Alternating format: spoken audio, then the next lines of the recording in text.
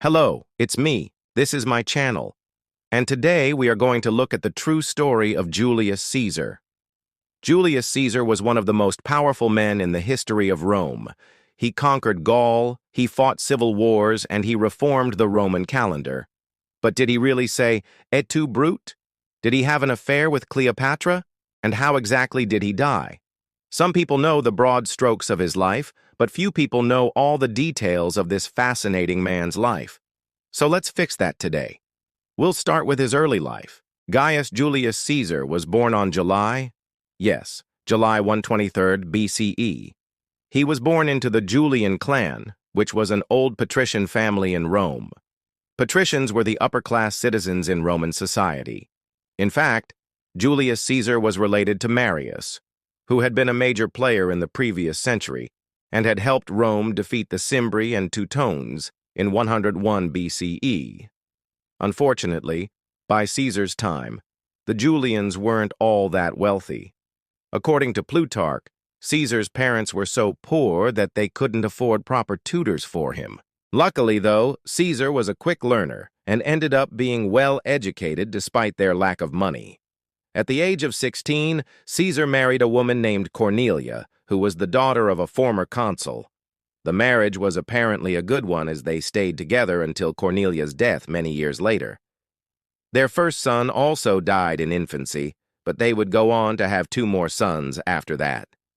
When Caesar was 25, his great-uncle, Gaius Marius, helped him get a prestigious position in the Roman state. He became a priest, but not just any priest, mind you, a priest of the god Jupiter. It was a big deal back then to be chosen for this honor. Unfortunately, soon after this, Marius fell out of favor with the ruling triumvir, Lucius Cornelius Sulla. So Caesar switched over to Sulla's side and rose through the ranks of the Roman army.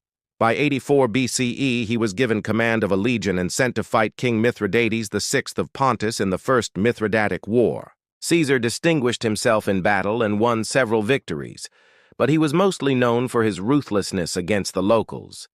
He slaughtered prisoners of war and even tortured those who didn't seem like they had anything to do with the conflict. One story tells of him whipping a captured general until he died right in front of Caesar. Needless to say, he earned a reputation for being a violent commander during this war. After returning to Rome in 83 BCE, Caesar switched over to Pompey the Great's faction in a civil war against Sulla. For a while, things went well for Caesar. He defeated Sulla's forces in northern Africa, but eventually Caesar's forces were crushed and he had to escape to Egypt. There he met his half-brother, Ptolemy, who had become pharaoh of the country. Upon hearing of Caesar's arrival, Ptolemy sent some galleys to meet him and then informed Caesar that he would receive half of his fleet upon arriving in Alexandria. But when Caesar arrived, he received none of them. Instead, Ptolemy tried to assassinate Caesar.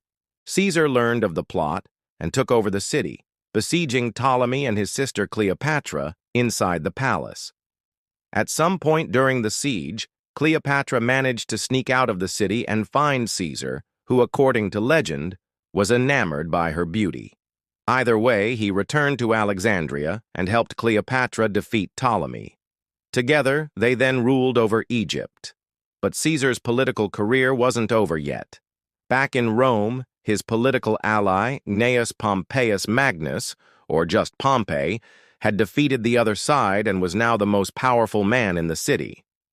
Caesar needed to return if he ever wanted to advance his career further, so he left Egypt and traveled to Rome. During his absence, Cleopatra gave birth to Caesar's son, Caesarion. But unfortunately, Caesar never got to see him. Caesar spent a couple of years in Rome and campaigned in northern Italy. During this time, he built new roads, established colonies, and performed other public works. But soon he was called back to deal with another problem in the east. In 70 BCE, the king of Pontus, Mithridates, had once again rebelled against Rome and started a war. His generals were marching across Asia Minor and threatening to invade Greece. Caesar, along with Pompey and Marcus Licinius Crassus, marched east to deal with the threat. Crassus would end up dying in the Parthian campaign, but Caesar and Pompey would go on to win victories against the Pontic army. By 64 BCE, Caesar was ready to return home, but before he did, he went to Spain and subdued some rebellious tribes there. Finally, in 60 BCE, he returned to Rome where he would enter into a political alliance with Pompey and Crassus. It was actually quite beneficial for Caesar.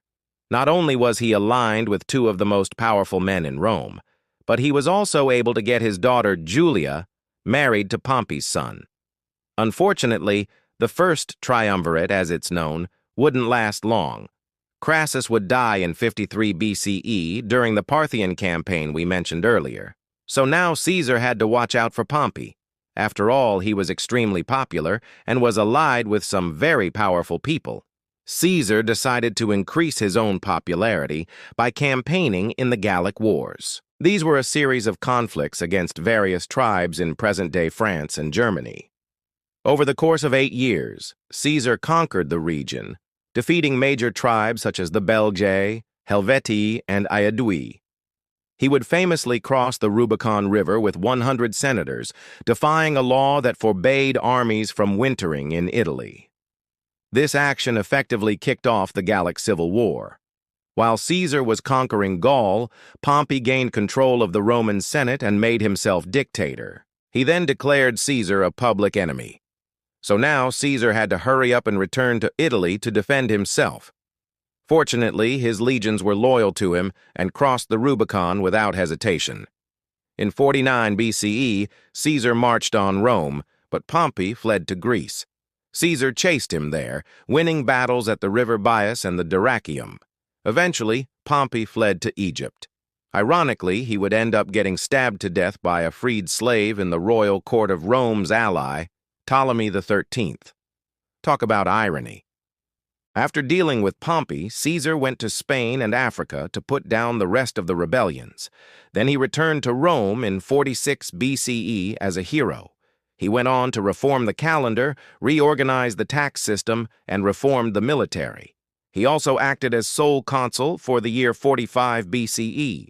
It seemed like he could do no wrong, but his political enemies were plotting against him. They feared that he would become a tyrant and take over Rome, and they probably felt that the assassination of Julius Caesar was justified. But you'll have to listen to our podcast episode on the assassination of Julius Caesar to hear about it. So click here to subscribe if you want to learn more about the assassination of Julius Caesar. If you don't want to leave, then let's continue. You might think that after hearing about all these accomplishments that we've covered today, that Caesar must have lived a long and happy life, but you'd be wrong. As we said before, he was killed in the famous incident in the Senate. On March 15, 44 BCE, a group of senators, including Brutus and Cassius, confronted Caesar. They asked him to come to the Senate to discuss an issue, but really they had planned to assassinate him. When he arrived, they attacked. Caesar was stabbed more than 20 times before finally succumbing to his wounds. According to Plutarch, Caesar's adoptive son Octavian, later known as Augustus, avenged his death by defeating Antony and Cleopatra at the Battle of Actium in 32 BCE. Augustus then went on to establish the Roman Empire and rule as its first emperor. Now we need to answer those questions we posed at the beginning. No, Caesar did not say, "Et tu, Brute," when he saw Brutus among his attackers. That line is from a fictionalized account of his death written by Shakespeare. 2. Caesar did have an affair with Cleopatra, and they had a son together named Caesarion. 3. Caesar was not killed by a donkey, as you sometimes hear. That's just an obscure reference to the fact that Caesar was born in the year 123, which was a year of the ass, according to the Roman calendar. So that was a look at the true story of Julius Caesar. Let us know what you thought of it in the comments below. We hope you learned something new. Thanks for watching. Give a thumbs up if you liked it. Subscribe if you haven't already. Bye.